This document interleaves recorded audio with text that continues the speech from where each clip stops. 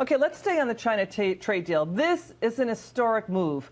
Let's back up. It took Reagan to go to Gorbachev to bring an end to the Cold War. It took Nixon to go to China to improve relations with China at the height of the Cold War. And now Trump is taking on China on trade when geopolitics is at its white hottest. Joining me now, Trend Macro CIO Donald Luskin. These are big, big moments, Donald, game-changing moments.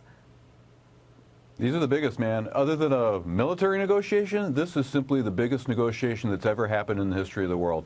The United States and China are tied for being the two largest economies in the history of the world, and they've got to figure out how to play well together, or there's going to be a global depression. So this really, really counts. And hats off to Donald Trump for taking this on, taking on this risk. It's going to be an amazing result.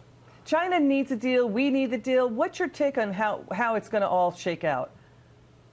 Well, since we both need a deal, that means we're going to get a deal. It's just a question of which deal.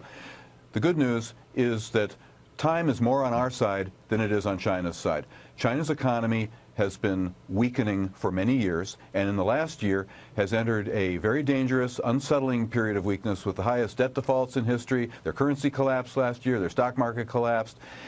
I think they understand that these tariffs may be the straw on the camel's back of their economy that could tip them into a very dangerous, destabilizing recession. Did you know China has actually never had a recession since Mao Zedong died?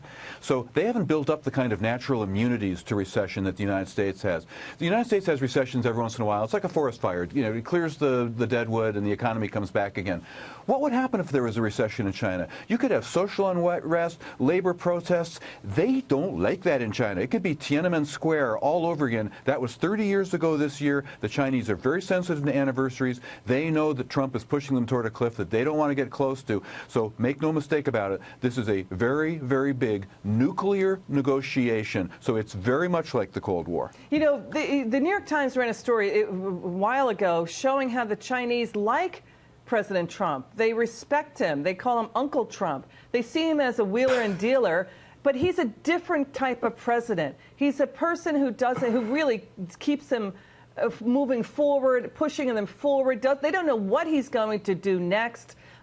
So that's the issue with Donald Trump. And now Edward Lawrence, our D.C. reporter, saying the cloud of the Mueller report is lifted. Now China sees that they need to sit down and really button this down. The thing that is so special about Trump as a negotiator is he deliberately keeps you guessing about what he even wants from the negotiation. So he tricks you into negotiating against yourself.